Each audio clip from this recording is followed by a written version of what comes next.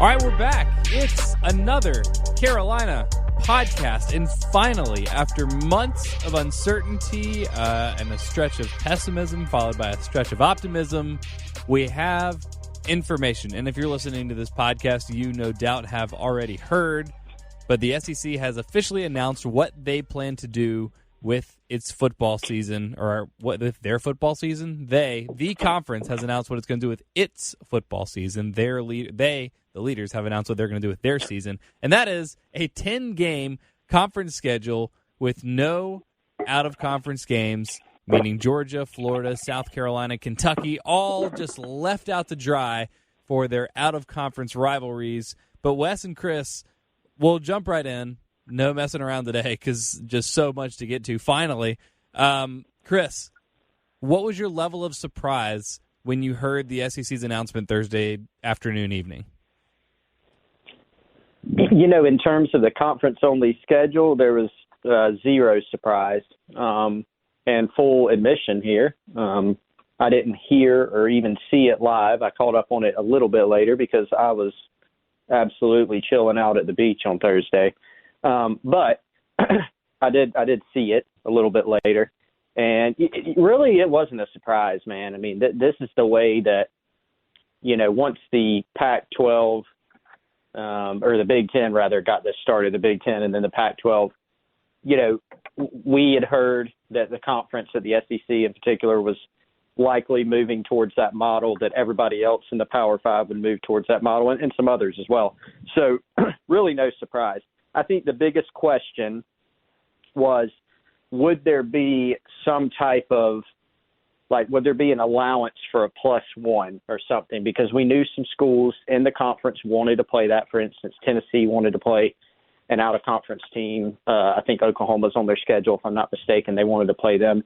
We knew and have reported multiple times that South Carolina and Clemson wanted to play each other. Both schools were in favor of that. The SEC, you know, from what some people are putting out, sort of nixed that idea. But whether it was Ray Tanner, Will Muschamp, Bob Caslin, all those people pushed for it. You know, they all wanted to play that game, but it just wasn't in the cards. And so that to me was the bigger question. I can't say I'm surprised that they didn't, you know, go with a +1 or some type of, you know, 9 conference games +1 schedule. But the fact that they're moved to a conference-only or an almost conference-only schedule was something that just seemed the way it was going to go. Wes, what was your level of surprise? Yeah, I mean, I'll tell you, I really, other than what we were hearing around here, I'll tell you, to give credit where it's due, you know, I followed Ross Dellinger, the guy for SI, throughout this thing because, I mean, his stuff has just been on point for the entire process as far as what the SEC has been thinking. And, you know, I had seen where he had reported basically the day before that's the direction this was headed. So I trusted his reporting. My one question was the ACC able to sort of force the SEC's hand? Because I firmly believe that was the attempt. The ACC just sort of reversed course as far as when they were going to announce, you know, what they were doing. Figured out that they were going +1, I think, as a PR move, and to either A, force the SEC to do the same, or B, take it off, you know, their shoulders and put it on the SEC, and so where they can say, well, we tried, but the SEC didn't. So I wondered a bit, would that change things with the ACC going ahead and saying, hey, we're going to do a +1.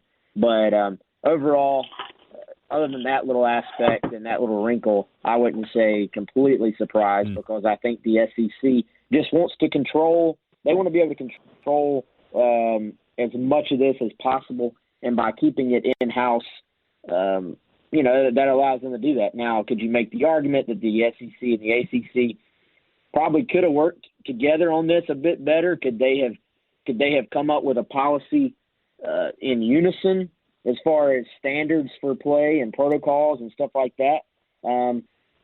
Absolutely, I would argue yes, but I think ultimately the SEC just decided they were maybe more comfortable, you know, with their own umbrella here, where they can control everything, control the schedule. If something happens where you have to push games around, you have the power to do that.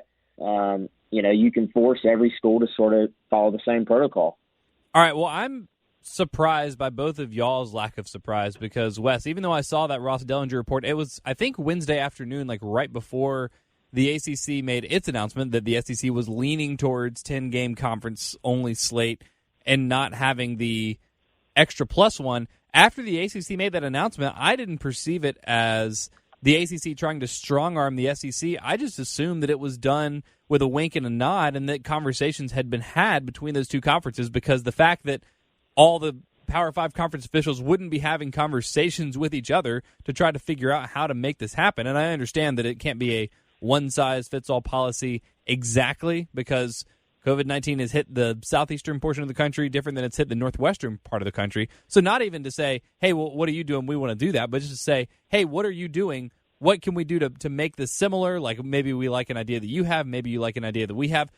I thought that they were having conversations with one another. So when the ACC did that, my thought shifted from the, I guess, like slight pessimism about what Ross Dellinger reported Wednesday afternoon to, oh, okay, this probably means this is exactly what the SEC is doing because that's why the ACC is doing it. They did it to preserve those four specific non-conference games, those four rivalry games. And it's kind of funny because now the ACC is a little bit left out to dry, and I guess Clemson, instead of playing South Carolina, is probably going to keep Citadel on their schedule, it looks like. And I don't know necessarily what the other ACC schools are going to do to fill that, but it took me by surprise because it seemed like that was done with a wink and a nod and with knowledge of the SEC going forward with that. But it leaves us in a really interesting position. For the first time since 1908, South Carolina will not be playing Clemson this year, and I think Carolina fans are, I guess torn on it is probably the best way to put it. I think most Carolina fans are like understand the circumstances, so that it's like, oh, this is a real bummer, but we get it. I've seen some fans say, hey, it's great because that was an automatic loss, so now you don't have that on your schedule. And I've seen other Carolina fans say this is an absolute travesty. And frankly, I kind of fall into the latter category. I'm really disappointed that they couldn't find a way to make it work. But Chris, now that you know what the approach is, and like take out the COVID-19 part of it, just the football part of it, just the entertainment value part of it, was this the right decision by the SEC?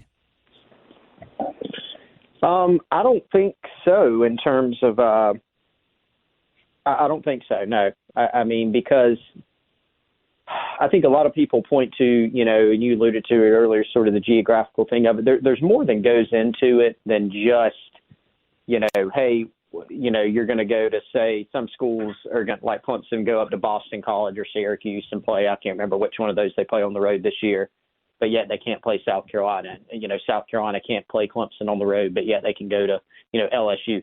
And it's not just about that. A lot of it was keeping things, sort of in-house because the conferences, for whatever reason, because the NCAA didn't have early established national protocols, a lot of people told me within the SEC that, hey, we just don't know what other conferences are doing. It's like, well, why don't everybody get on the same page? And so the NCAA does have, they finally came out with some sort of protocols. So I don't know why it is that they still can't do those things, especially with teams that are close in proximity, like Georgia Tech, and South Carolina Clemson. I think it was a good idea to try to keep the rivalry games. I understand. The one thing I will say is I understand being able to have that flexibility with being able to get into, hey, we're going to play this 10-game season because we all know that they need 10 games has sort of been that magic number to try to like have the playoff, to be able to crown a conference champion, number one, to try to have the playoff. They needed to be able to play as many games as possible. You can't play 8 games and then say, all right, here's our 4 teams or whatever. It's sort of tough to do that. You need a bigger sample size. So they wanted to maximize games, and when you keep it in conference, that does give you more flexibility. I will say that, in their defense. It gives you more flexibility in the conference if you have, say, an outbreak on one team, if you need to move some games, because the priority is obviously getting those conference games in. So I do understand that. But it does seem like you could still crown a conference champion with a 9-game schedule and then go play a +1, whether it's your rival or whether it's just an interesting game for the fan base. Which, of course, when I say interesting game, that'll probably mostly be people watching on TV, especially for road games. But I would have liked to see them fit in, talking about the SEC, allow for that +1 model, and some schools did want it, including South Carolina. And we've seen now, we're recording this on Tuesday morning, actually, a day early, just because there was too much to talk about. We couldn't wait, but the I guess Big 12 officially announcing their model as well, and they're going to play the 9 conference games, which they already do and don't have really the option to play anymore unless they want to double somebody up. But the added non-conference game they're going to keep on the schedule, and they're going to play it before the season starts, which is what I thought the SEC could have and maybe should have done. So, Wes, the other part of this that was surprising and a little bit disappointing for a variety of reasons was that the SEC announced they're not going to start the season until September 26th. You can go surprise on that, and is that a good thing or a bad thing? I mean, I think once you push it back, or once you decide to contract the schedule, then I assume you would push it back. So it's like one sort of goes hand in hand with the other.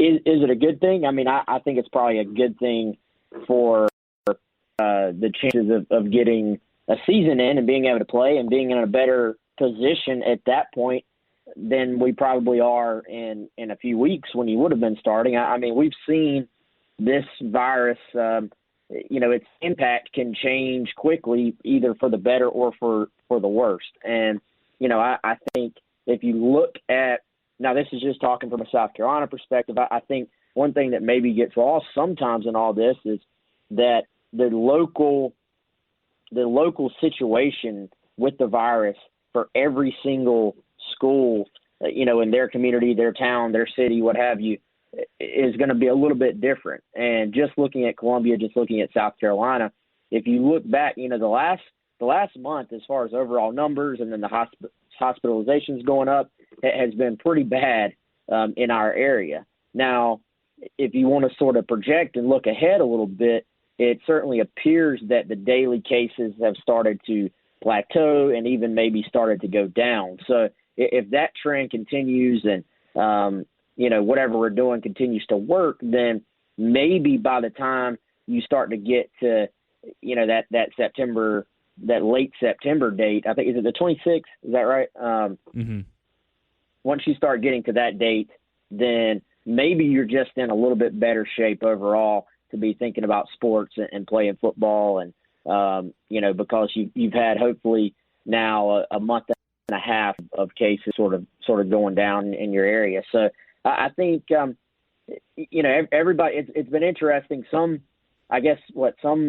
conferences actually moved their schedule up and are going ahead and knocking it out. And then SEC has sort of moved it back. I think one thing to point out here, if you go back, and one of the national guys pointed this out, if you go back and listen to Greg Sankey talk like a month ago, he had mentioned NFL and sort of following what happens with those guys. And what this sort of does is lets the SEC let the NFL go first.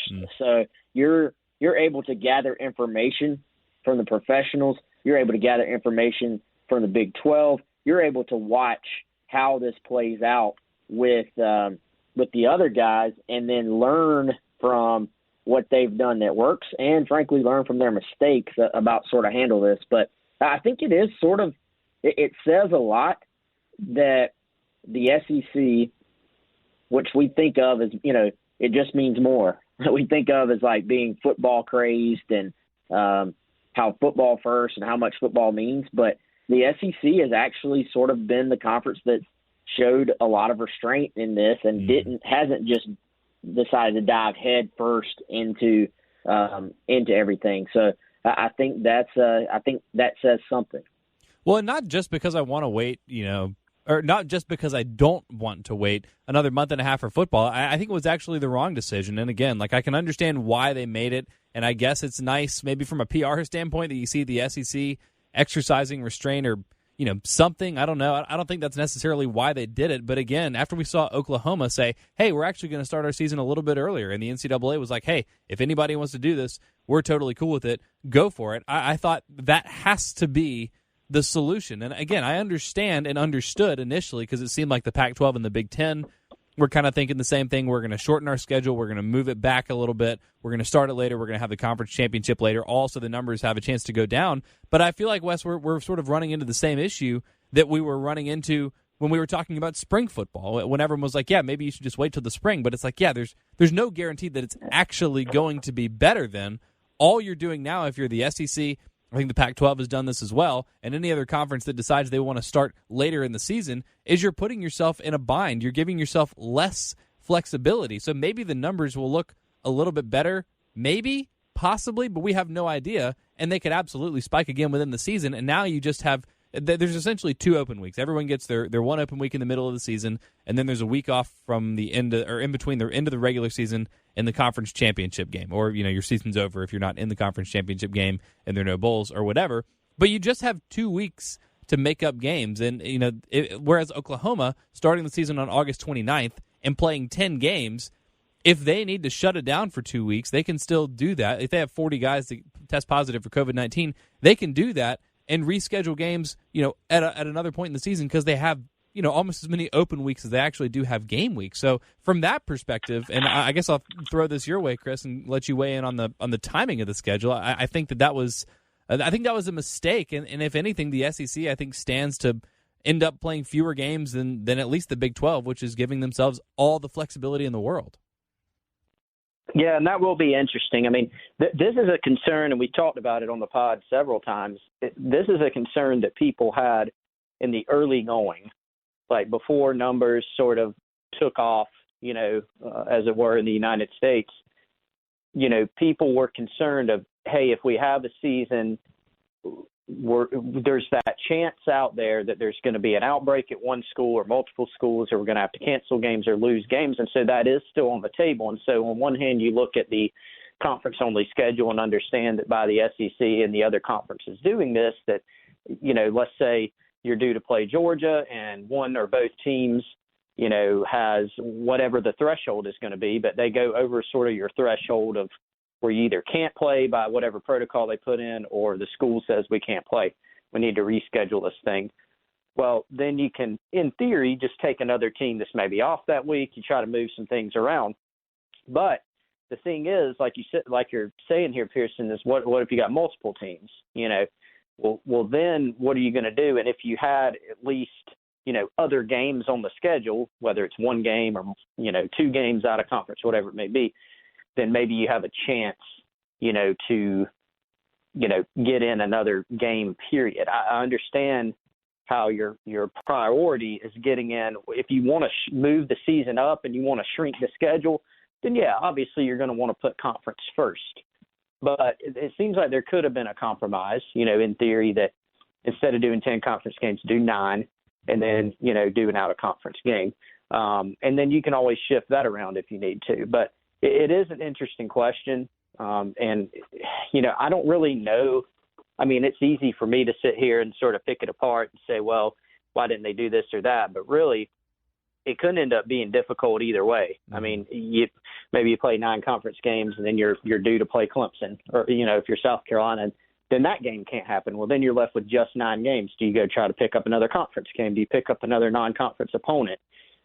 So my biggest question is what happens if, maybe not just one conference game because for teams, because you can move those around, but what if a bunch of them, have to get offloaded? Then are you trying to, okay, well, let's just sort of scrap this whole we're going to crown a conference champion idea and let's just, I don't know, go find teams from other conferences. Are they going to allow that? Mm-hmm. I think these are the questions that everybody still has, and they're sort of having to, I don't know, make it up as they go along a little bit because this thing's just a continued moving target. And everybody's sort of really wondering how it's going to go once they actually, they have a plan, but how's it going to go once it's time to actually, execute everything? Yeah, I mean, it's an inelegant solution any way you put it. And, I mean, you can poke holes in pretty much, I mean, I don't know, everything that everyone has proposed, you can poke holes in. Again, for Oklahoma, I think the Big 12 has done it the right way. You play everybody in your conference, and then you get the one non-con game, and you have as many weeks to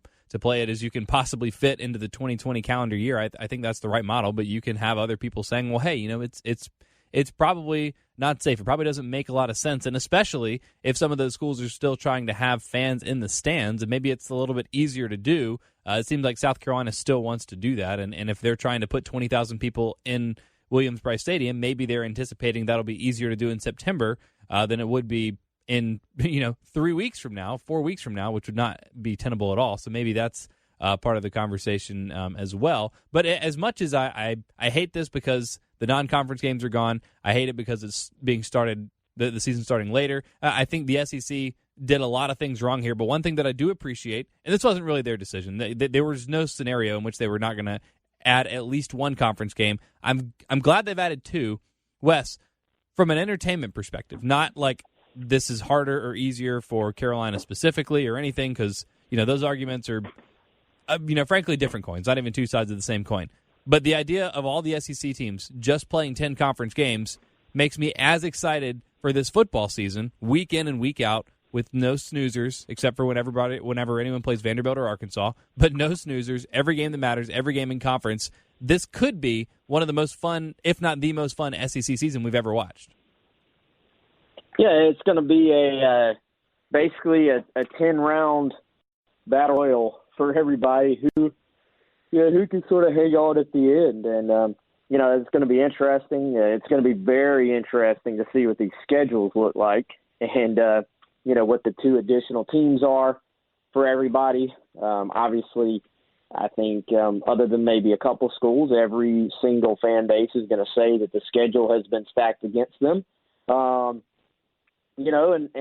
guys are going to get banged up and beat up, and it's going to be very interesting to see how this thing plays out. I think from an entertainment value standpoint, it's going to be awesome. I think from a real-world standpoint, the coaches and the fans are going to really miss those opportunities at some easy wins at the end of the thing. And I think the expectations, frankly, are going to have to be reset with the fact that every team you play is sort of a little bit closer to being on the same plane, as you are compared to a normal year.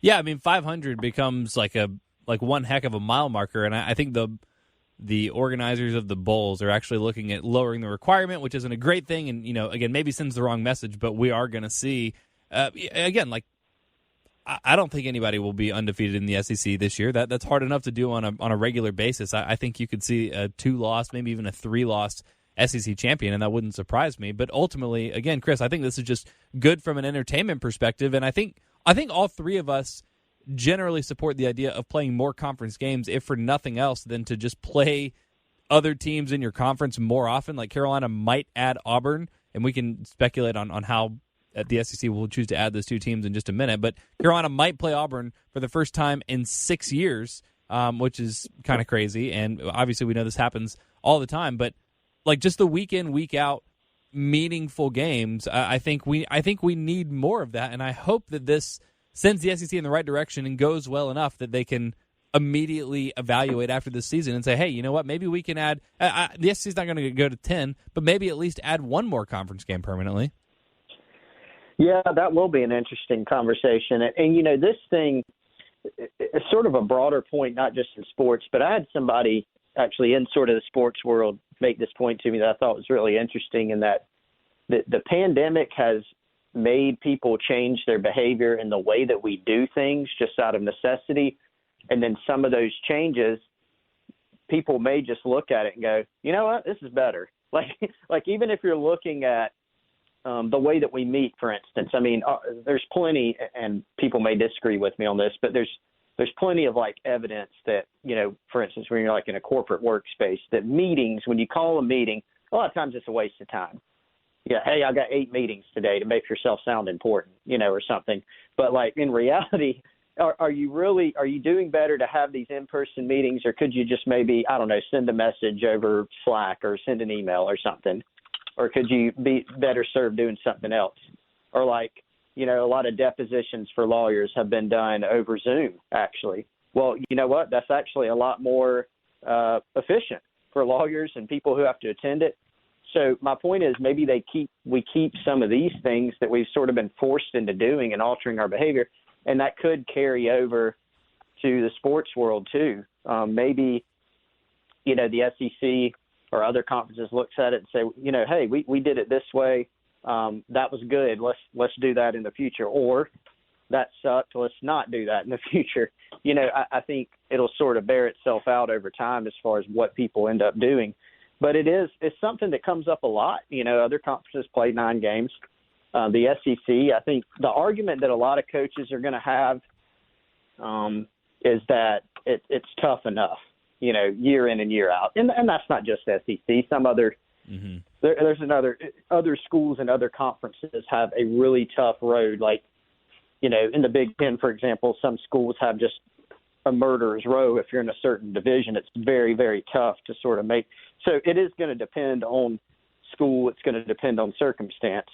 For some SEC programs that are going to play just a tough schedule every year, look at South Carolina, man. They got to play in the SEC every year. They're going to play Georgia every year, who's probably going to be good for a long time. And then you go outside of that, they got to play Clemson every year. Mm-hmm. So it's not like, okay, you play your 8-game SEC schedule and then you get 4 sort of gimmies. No, you play your 8-game SEC schedule, you play Clemson, and then, sometimes you even have a tough, another tough out-of-conference game. So you're not getting a lot of gimmies. And so I think that's probably you're going to see some pushback from coaches on that. But it will be interesting. But that is just, I hate that. That's pathetic. That's just the biggest loser mentality ever. Not to, steal a phrase from a divisive figure, but I mean, it's unbelievable. If you're gonna stand on your soapbox and say the SEC is the best football conference in the entire universe, in the entire history of the world, forever and always, and it just means more, and we just love football and all this stuff, and then say, well, actually, no, but we only love, our football this much, and we want to pad the rest of our schedule with these other stupid patsies and FCS games. Like, I think that sends the wrong message, and frankly, it's embarrassing. So I guess I'll ask you this, Wes, other than the coaches, because Chris is right, and for them, it's not even so much about pride, and it's not embarrassing. It's like, for them, it's their job, and so much of keeping a job or getting fired has to do with what is your record at the end of the season, and if you have to play 9 or 10 conference games, that's not going to be great. Now, maybe you can say that the bar is going to be moved or would be moved if you had more conference games, but they're thinking about their livelihood. So it's understandable if they want to push back on that. But other than the coaches, Wes, do you think there's anybody that's going to watch 10 weeks of all SEC football and get to the end of the season and be like, yeah, that sucked. I want to watch Carolina play Charleston Southern again?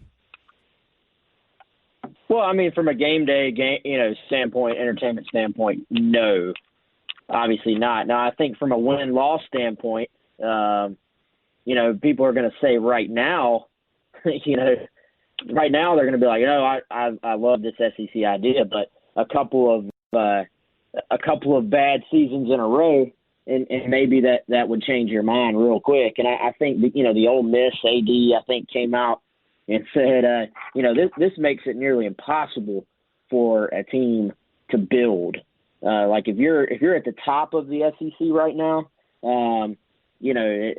that's one thing, and you can probably handle this. But if you're at the bottom of the totem pole, and now you're just going to get beat up every week by teams with a however many year head start on you as far as the building process goes, then you're probably going to really hate this. And I think, the issue that coaches have is that, okay, yes, I get your point, but the ACC, most of the, how many games in an all ACC schedule are going to be as difficult as an SEC team is going to have week in, week out? So are we going to, if the best SEC team goes 7-3, are we still putting them in the college football playoff? Well, we should, and this brings me to a larger point and like dangerously close to a tangent, but we all, in the interest of conference expansion, in the interest of college football playoff expansion, we all need to be more comfortable putting teams that aren't undefeated or one-loss teams in the playoff and understanding that they can be, some of the best teams in the country. Utah and Auburn, I can't remember if Utah finished with 1 or 2 losses, but Auburn finished with like 3 losses last year, and they were a fantastic team. I mean, they had some issues, and Bo Nix was inconsistent, as you would expect with a freshman quarterback, but by and large, like Auburn was a fantastic team, and I would have put them up against basically anybody else in the country, even though they had 3 losses. So I think we are sophisticated enough as a sports watching audience now to understand, that team had a really tough schedule. They had a tough break here and there, whatever.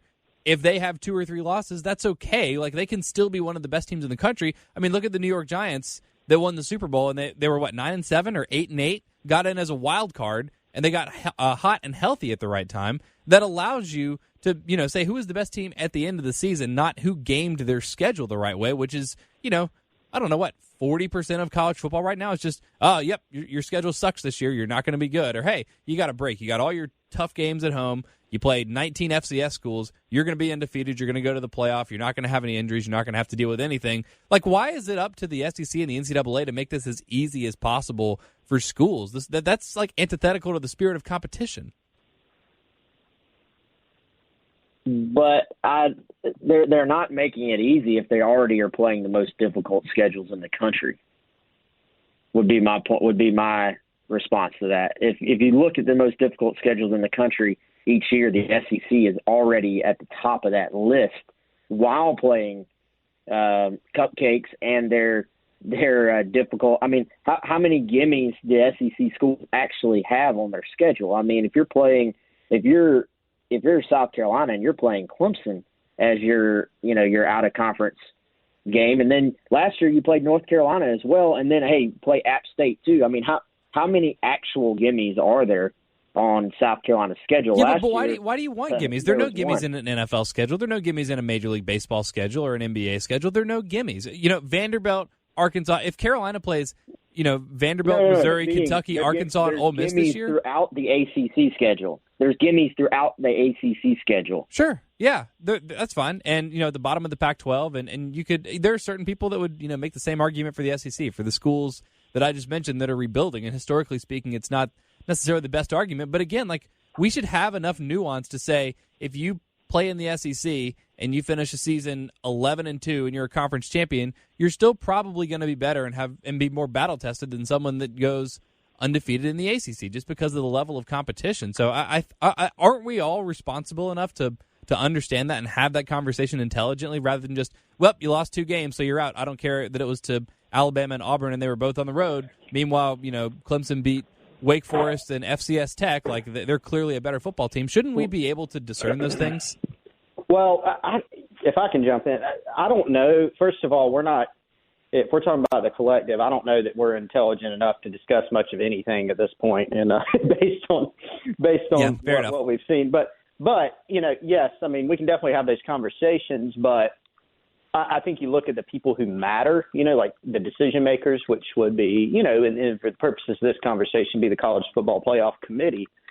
And so I think another sort of side concern that people would have is, let's say that an SEC school, I don't know, let's say they go 11, let's say they play the hardest schedule in the country, and almost everybody agrees that it's the hardest schedule in the country. They play 4 top 5 teams, 5 top 5 teams, or whatever, whether it's between the SEC slate and 1 or 2 conference. Let's say they play 2 out of conference games. They're both ranked. I mean, it's just a murderer's row schedule in and out of conference.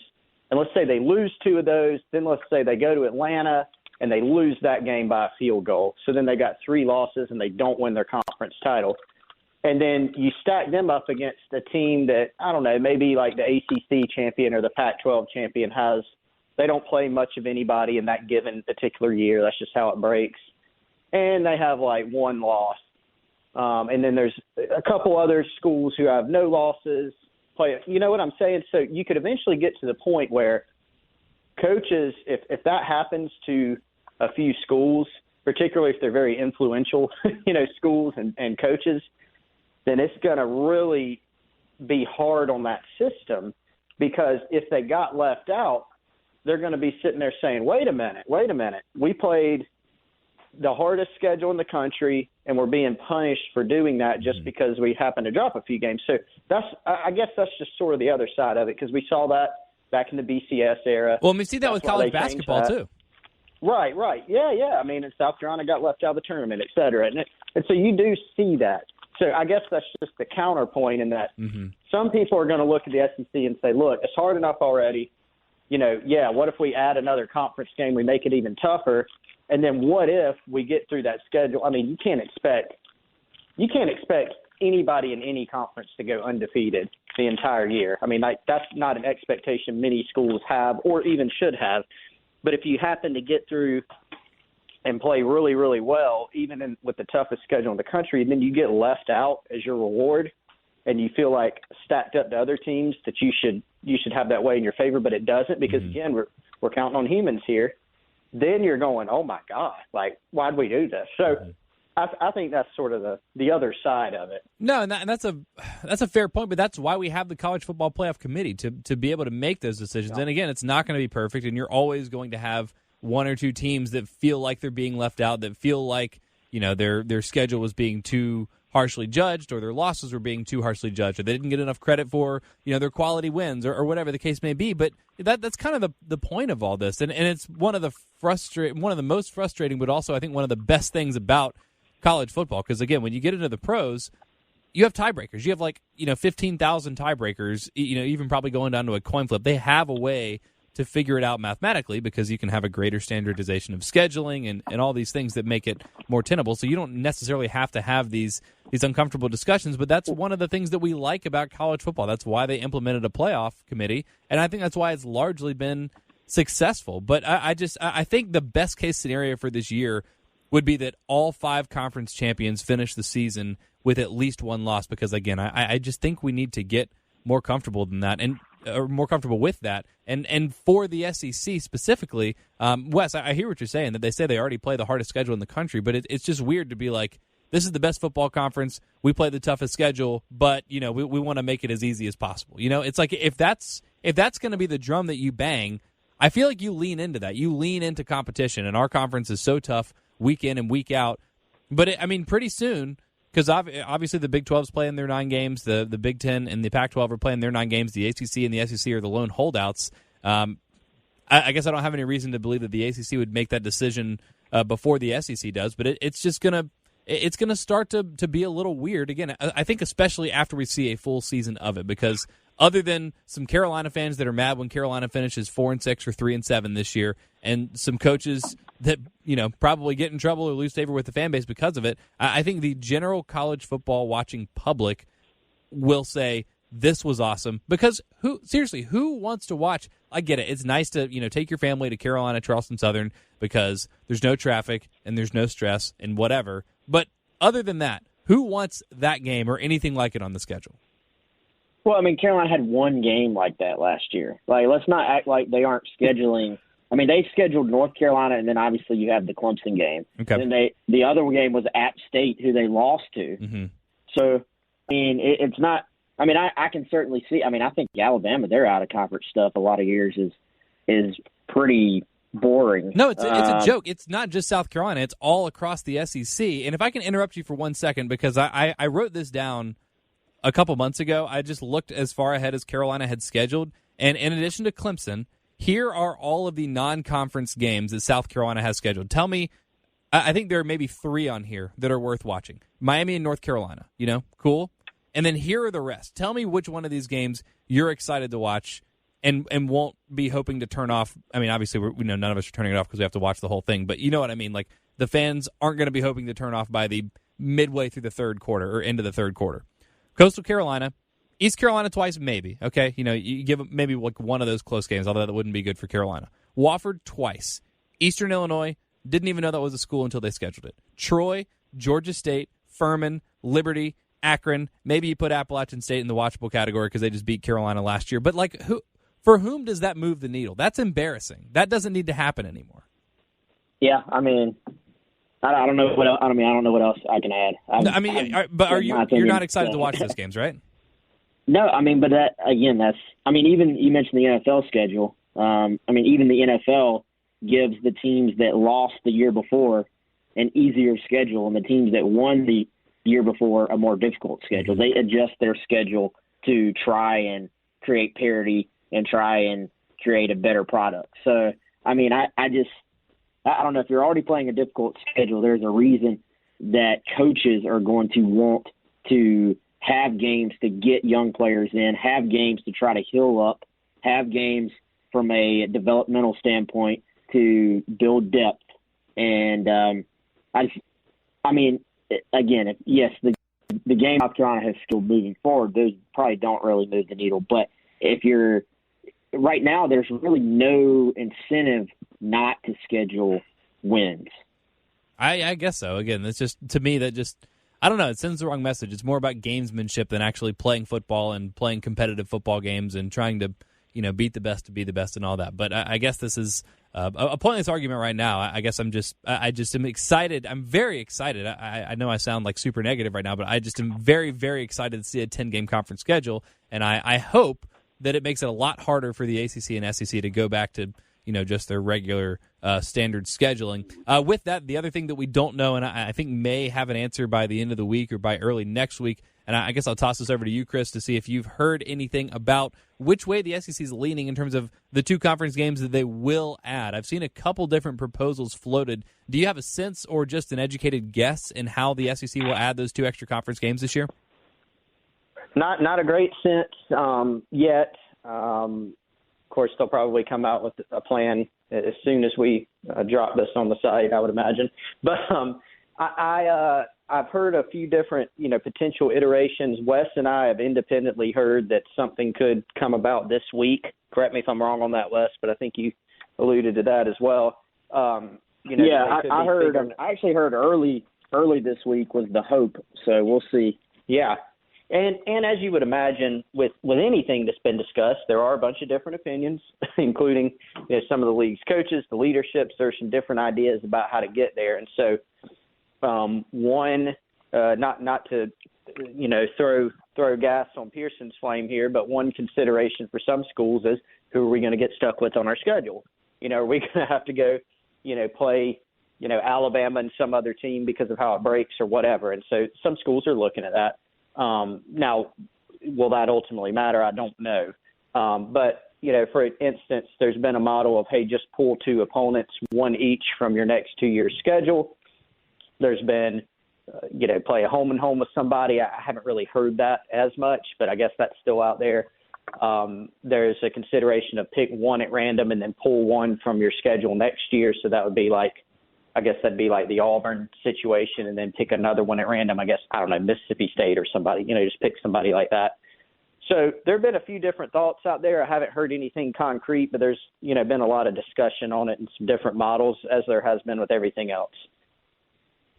I can't wait to find out who it is. And I think the model that is that makes the most sense is basically the 2 cross-division opponents that we're going to rotate into your schedule the next 2 years are the teams that you get. And for Carolina, that would be Auburn and Arkansas, which I think is probably a best-case scenario for Carolina fans because, again, the schedule's already going to be hard. Carolina fans want to see them bounce back from 4-8. Arkansas would be as winnable a game as you get in the SEC, other than maybe Vanderbilt. And I also think Carolina fans just like playing Auburn. At least that's the sense that I got as we sort of talked about it on Friday and yesterday on our local show, is just that, hey, it's kind of cool to play Auburn, and Carolina doesn't play them that often. Actually, I looked, and Carolina has actually played East Carolina more than Auburn and one other, maybe Ole Miss. They've played East Carolina more often than Auburn and one of the Mississippi schools since they entered the SEC. So I think Carolina fans would just be happy to see that. Wes, how would you feel about Arkansas and Auburn if that is how they go?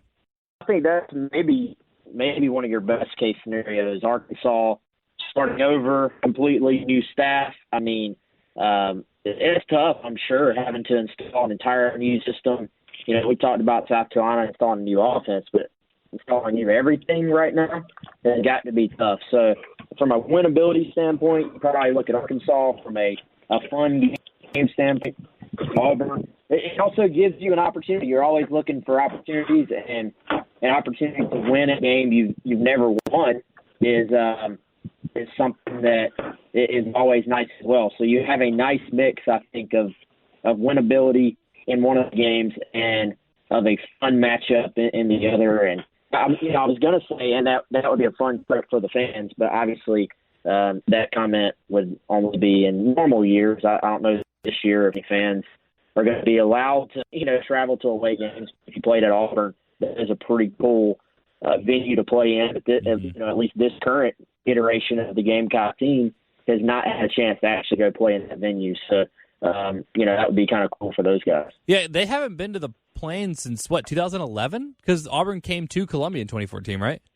No, that game, the Auburn game, was at Auburn in 2014. That was the one where Steve Spurrier just went screw it mode. And, went for it on fourth down every time. Yeah, that's right. Okay, all right, that's right. Okay, but yeah, point has been well, gosh, it will be even longer than since last time Auburn came to Columbia. But again, next time we talk, I imagine we will have a clearer idea of the schedule. We can sort of break it down, go game by game. And as we are now, I guess, recording this, like 8 weeks from now will be game week for South Carolina. So next week we can start our position group breakdown as we, again, have a firm date on when the season's actually going to start, which is very exciting. But before we get out of here today, a couple of news notes, one recruiting, one with the current roster. And Wes, I'll start with you, although, Chris, I know you spoke to this guy's coach, so I'll get both of y'all's thoughts on this. But, Wes, it was announced a little bit earlier this week that South Carolina was going to get a transfer to help bolster its receiving group, where I think we all agree Carolina has the most question marks going into the season. So Jalen Brooks is an interesting guy, someone that a name that I don't think a lot of Carolina fans necessarily knew.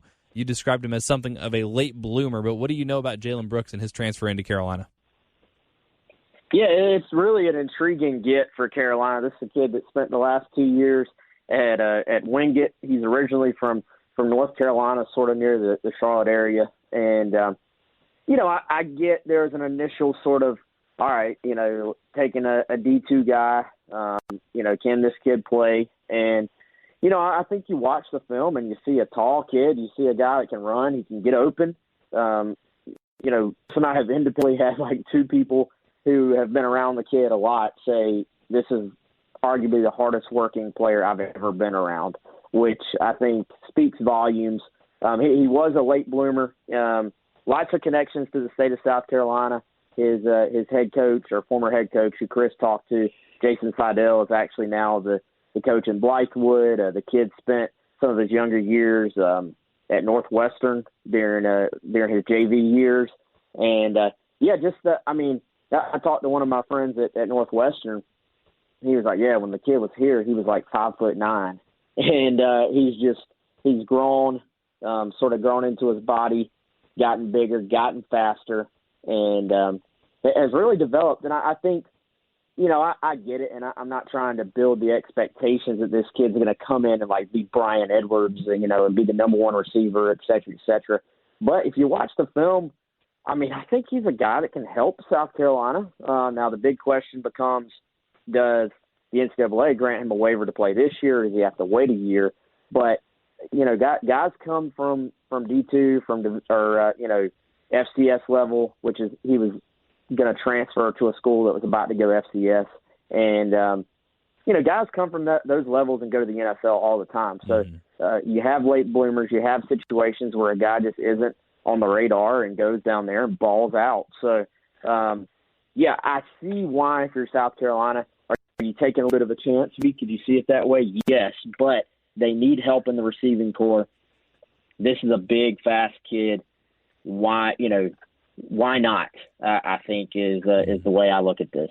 Yeah, I'll say, just like full disclosure, I think on this podcast last year, I raised a lot of questions that I think Carolina fans probably have now about Brooks, about Nick Muse. I'm like, hey, he's been playing at William and Mary. Like, what exactly is he going to bring? And I was, dead wrong on that. He had a little bit of trouble with fumbles and a couple of drops in untimely situations last year, but I think by and large has shown that he's more than capable of being a really important piece of this offense, and I think will be this year. Has dynamicism once he has the ball in his hand. So I was totally wrong on Nick Muse, so I'm not going to say a word about Jalen Brooks until I actually see him get on the football field. But, Chris, you spoke with his coach and I guess heard similarly glowing things as Wes heard. Yeah, the things that Coach Seidel coached him, I think, his junior and senior year at Hickory Ridge in North Carolina, he really just talked about his sort of progression. He was a guy that he played alongside Jarrett Garner, who signed, and they were best friends, really. And he and Jarrett Garner ended up signing with Duke. And, Jalen really progressed his senior year. He was one of those late bloomer guys that really blew up and just really took it to the next level. But, he talked about some of his attributes, and he talked about his work ethic. That was the thing that really stood out as Seidel said, look, he's probably the hardest working kid I've ever had. And as Wes has said, multiple guys have said that. Seidel said that, you sort of really got to slow him down. He's just got a tremendous work ethic. A lot of the kids, even at Blythewood, have gotten to know him and has sort of followed his journey. And he's been sort of inspirational to them because they got a lot of seniors that, because of the pandemic, have not been able to go to camps. The recruiting's sort of been slower or on hold. And Jalen's, story has shown them that, it may take a tough route, but if you're patient, you may end up getting a really, really tremendous chance. But he's a big kid, a legit 6'3", 6'4" that can run long. He's got good ball skills, has a really good work ethic. And so he really raved about the kid just for the type of person that he is, and said he's going to be a really quality locker room, individual. And we'll keep you all posted, obviously, if the NCAA does grant him that waiver. Although, of course, before we get a chance to talk about it on the podcast, Wes or Chris or someone over there will have it on GamecockCentral.com, where you all should be subscribers. Not that there's been any shortage of content during the shutdown, but especially now that we are picking things up. Officially, preseason camp starts on August 7th, just 3 days from now. We haven't even mentioned that, and we heard from Ray Tanner earlier this week that is still scheduled to start on time, and I guess we can spend a little more time talking next week once we have a clearer idea of what that would look like. But boy, oh boy, I mean, this could just be a forever preseason camp for South Carolina. A lot of practices, but good news if you're trying to install a new offense, as South Carolina is. That's a whole other discussion that we'll have next week. But just one more news note that we have time for before we get out of here today. And Wes, it seems like you got a little bit more clarity after rumors were circulating on Twitter over the last couple days about freshman quarterback Luke Doty, who I think some Carolina fans either thought or hoped would be in the mix for the quarterback battle, actually getting a little bit of run at wide receiver. Now, keep in mind, we're just in a sort of OTA-style workout, so no pads have been put on, just some walkthroughs, more meetings, 20-hour weeks, that kind of thing. But what do you know about Luke Doty's involvement with the wide receiver corps? Yeah, it's sort of interesting that came out, and I have confirmed he has taken reps at wide receiver. Now he's still taking reps at quarterback as well. I think important to remember long-term, Luke Doty is a quarterback. That's where they see him. They're very, very high on him at quarterback. And, I think has been, we've consistently said it, he's been one of the more impressive guys in this freshman class, among the team. And I think really what this boils down to is that we're at the point in the process where, you're building your team for this year. You're trying to find out who can help and where can they help. And Luke Doty is actually literally one of the best athletes on the team. He's one of the fastest guys on the team. And I think they're looking to find out, are there guys that would otherwise be standing on the sidelines that could possibly help this team this year? So, he's taking some reps there. He's still taking reps at quarterback. He's worked some, I've been told, off the field, sort of on his own, catching passes with the quarterbacks and getting acclimated with the offense. And, that obviously raised the question, is this, can he actually help the team this year at wide receiver, or is this more of just an experiment? I think if you the skill set there, I think there's a real chance that Luke could end up playing some snaps at receiver, but that's obviously going to be determined by, how things go in camp. What do the other returning receivers do? Very clearly, as we've talked about, they need guys to step up at receiver. And Luke's an athlete. He's a competitor. And also he's a team-first guy. So I think this is something that when you have a kid who will do anything to help the team, you have to try and sort of see how it plays out. So I think it's worth watching. We talked a long time ago about the possibility of Luke Doty playing like a Taysom Hill type role early in his career, where you move him around some, you give him the ball at quarterback, you get him the ball maybe in some other ways, you do some trick plays with him. At the very least, I think you'd look for some of that type of stuff being a part of what South Carolina does. But again, we're recording this, what is it, August 3rd, something 4th. Like that. Yep. August 4th. So this is the time of year where you're trying to figure out what's going to work, what's not. And, I think you owe it to yourself as a program to try and figure out who who are your best guys? You know, who are your best 22 on any given side? Who can help you out? And, you know, the more I hear, obviously, Shi Smith is going to be the person counted on to be the number one receiver. Past that, we've been trying to lock in on who's next on that list. The more I hear, Xavier Legette is the one that I think the staff is counting on, is hoping he can be next in line at receiver. I still think Kerryon Joyner can help that group in some ways, but, you know, you look, and I've heard good things about Rico Powers as far as the freshmen go. He's probably, I would say, the farthest along right now from what I've heard of the freshman receivers. But there's such a wide open opportunity there.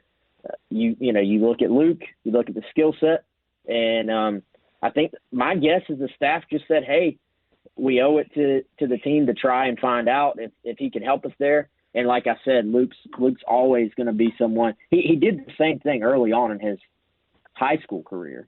Had an upperclassman ahead of him at quarterback, so he started his career at receiver and then ultimately moved back to quarterback full time.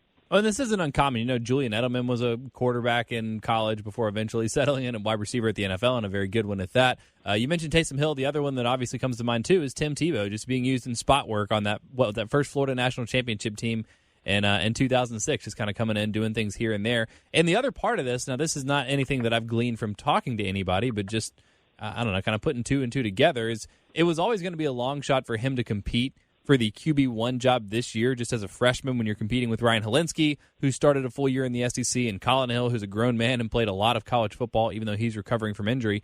But for all the Carolina fans that wanted to see that and maybe just thought it would be exciting to have a more mobile quarterback, I think that always would have been a bad scenario for Carolina. You can spin it like, yes, it's good. He came in and he won it as a freshman, but you want your incumbents and the veteran guys to be good enough to keep those jobs. So if he were just going to, sit there as a QB3, although as we saw last year, maybe you need your QB3 a little more often than you would think. But if he's going to sit there at QB3 and probably just redshirt, like, why not, like you're saying, Wes, just see what he can do to help the team? So I think that's good, because it speaks to the coaching staff's confidence that it will be either Colin Hill or Ryan Helinski, that they don't need to have a three-man quarterback battle this preseason camp. Not that he won't necessarily be involved, but if they feel comfortable enough to let him get some reps at wide receiver, that's probably good. And again, anybody that you can get to bolster that position, whether it's Luke Doty, whether it's Jalen Brooks, obviously, if he's allowed to play, if he gets the transfer from the NCAA.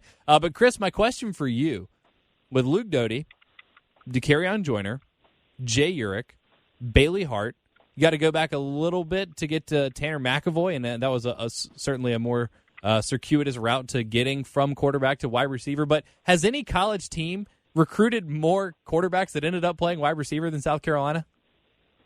Oh, boy. Let me go through my database of all, however many thousands of football teams. Yeah. Well, but didn't Brendan Nosovich end up being a wide receiver for a little bit, too? I mean, it's incredible. It's like every third-string South Carolina quarterback is just a wide receiver.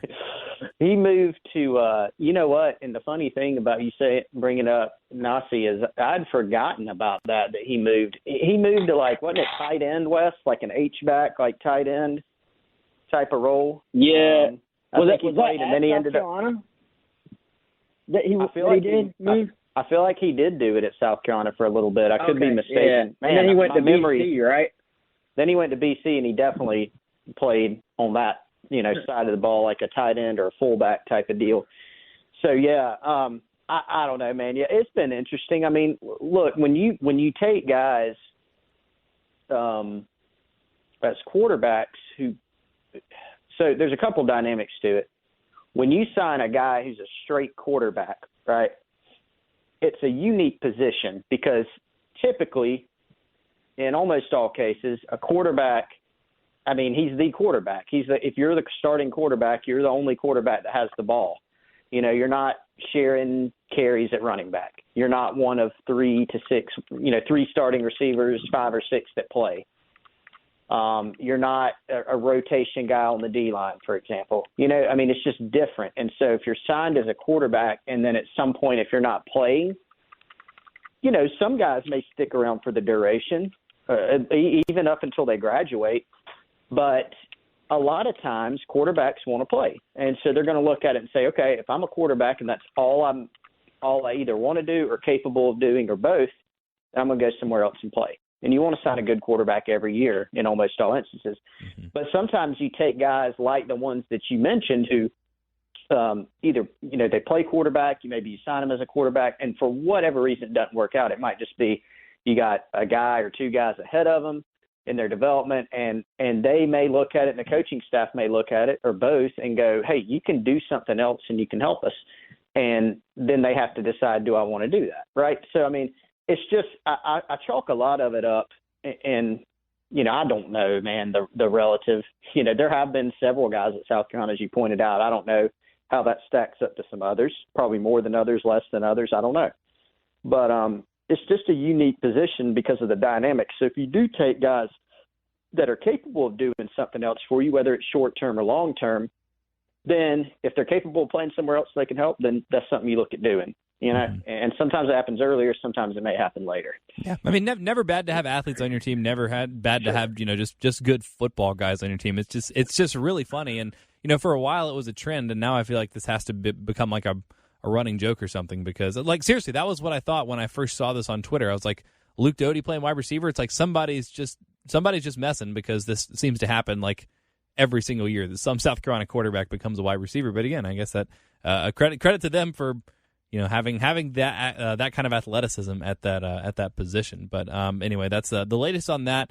Nothing to I don't think overly worry about. Again, unless you were a Carolina fan that just wanted to see Luke Doty starting at quarterback, first guy under center for Carolina week 1 of the season, which even though that's now pushed back a little bit and he has a little more time in practice, I don't ever think that was particularly likely. But any other developments we get on that, we will discuss on a later podcast. And again, Wes and Chris will have on GamecockCentral.com, where you should subscribe, be a member. You should also subscribe to this podcast and rate it and review it, because that's a great way to support the podcast and helps us out a lot.